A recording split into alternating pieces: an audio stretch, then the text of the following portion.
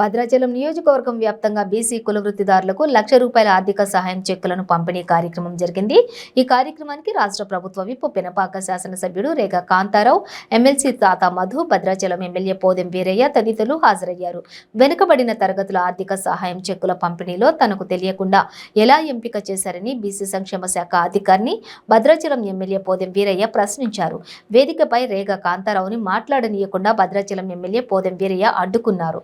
కాంతారావు చేతిలో ఉన్న మైకును లాక్కున్నారు. దాంతో కార్యక్రమంలో రసాభాసగా మారింది. ఎట్టి పరిస్థితుల్లో కూడా రేగా కాంతారావుని మాట్లాడనివ్వనని ఎమ్మెల్యే వీరయ్య పంతం పట్టారు. రేగా కాంతారావు మాట్లాడాలి అంటూ అధికార పార్టీ కార్యకర్తలు ఆందోళనకు దిగారు.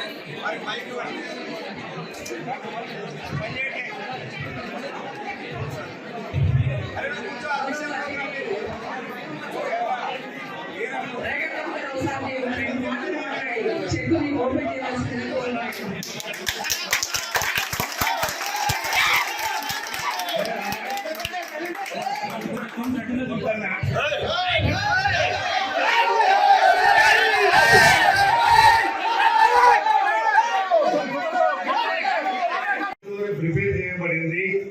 ఇది ఎవరు చేయాలి అనేది ముఖ్యంగా నేను సోషల్ వెల్ఫేర్ మన జిల్లా అధికారిని అడుగుతున్నా. మరి ఇది నాకు తెలియదు. ఇప్పుడు పంపిణీ కార్యక్రమం అంటే మాత్రమే రావడం జరిగింది. మరి నేను ఇక్కడ స్థానిక శాసనసభ్యుని, స్థానికంగా నేను చూడాల్సిన అవసరం ఉంటుంది. ఎవరికి ఎన్ని ఇస్తానో ఏంటిదనేది తెలియదు. దాదాపుగా 2,000 చిల్లర పైసలకు దరఖాస్తులు అయితే మీరు సెలెక్ట్ చేసినవి 170.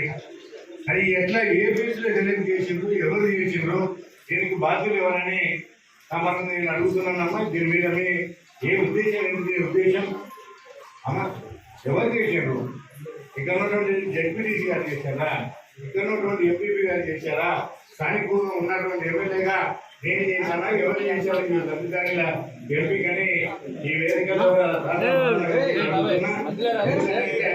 ఏదైనా చేసేటప్పుడు స్థానిక శాసన సభ్యుని, ఉదాహరణకి ఇప్పుడు ఇనపాకలో ఉన్నటువంటి బీసీ ఇవన్నీ కూడా ఎవరు చేశారు అక్కడ స్థానికంగా?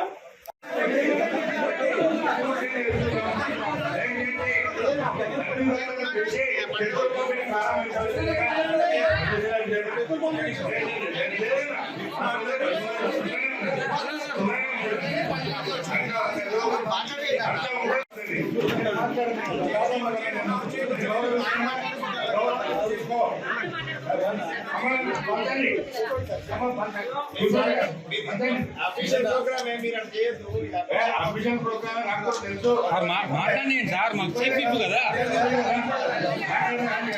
మాట్లాడండి.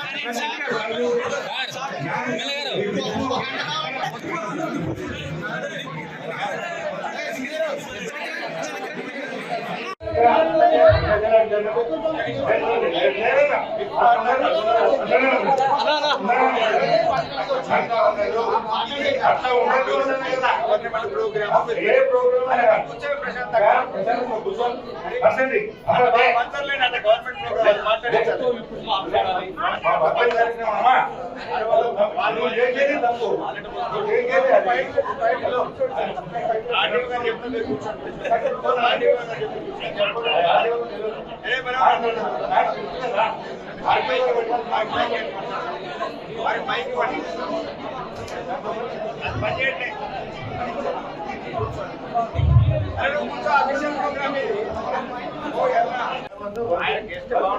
కాంతారావు గారిని మాట్లాడాలి.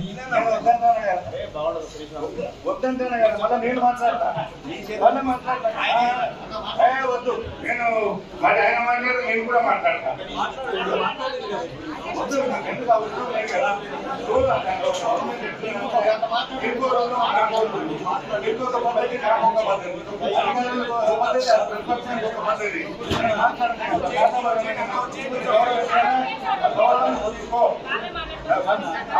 వద్దండి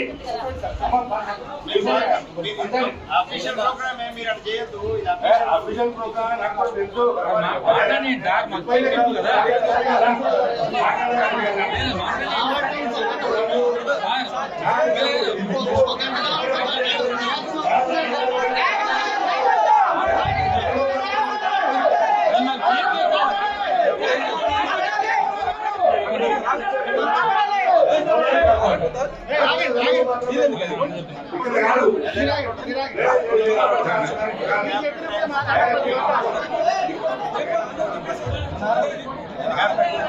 ఇక్కడ